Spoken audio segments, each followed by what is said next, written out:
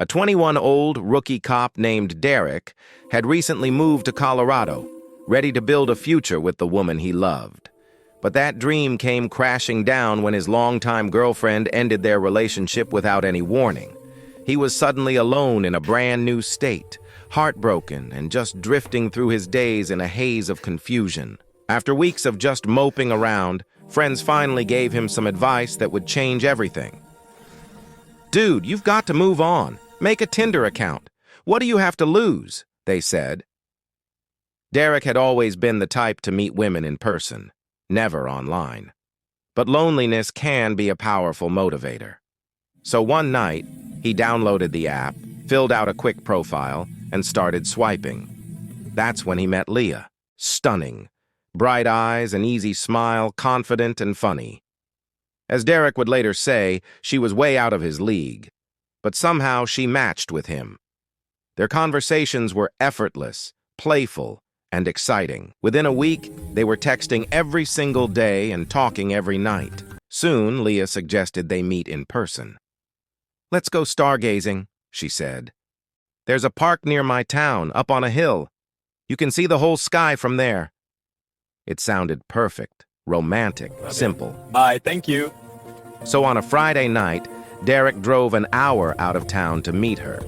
When he pulled up to the salon where she worked, Leah was already outside, smiling and waving. She hopped into his car, kissed his cheek, and everything felt completely natural, like they had known each other for years. As they drove toward the park, the scenery began to change. The paved road turned into a dirt road. The streetlights disappeared. Derek started to feel a little uneasy. "Are you sure this is the right way?" he asked. Leah just smiled and told him to keep going. Keep going. But then he noticed headlights approaching from a distance. A van was creeping toward them down the narrow road. Derek pulled over to let it pass, but instead of going by, it suddenly turned and stopped just inches from his bumper, completely blocking his path. Instantly, his cop instincts kicked in. He knew something wasn't right. He told Leah to stay put, grabbed his flashlight, and got out to confront the driver. Inside the van sat a large man who looked startled to see him. Derek demanded to know what he was doing there. The man stammered, "I'm the caretaker here. We've had trouble with poachers. Thought you were one." It sounded odd, but the man apologized, backed up, and drove off into the darkness. "Guess he thought we were poachers," he said. But Leah didn't laugh. She was glued to her phone, typing furiously. Derek thought it was strange, but decided not to push it. They reached the top of the field, spread out a blanket, opened a bottle of wine, and talked beneath the stars. For the first time in months, Derek felt genuinely happy. But just as he started to relax, he saw it again. Headlights. It was that same van, and this time it was racing down the hill directly toward them. Before he could react, the van screeched and bashed into his car, boxing him in. The driver's door flew open. It was the same caretaker. Only this time, he wasn't pretending to be friendly. He was holding a metal pipe.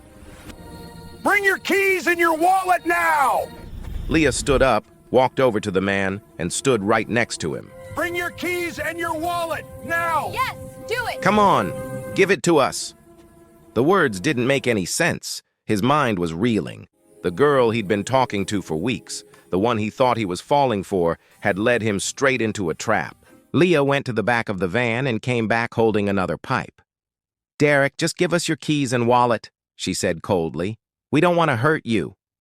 He just stared at her, anger and betrayal coursing through him, and said one word: "No."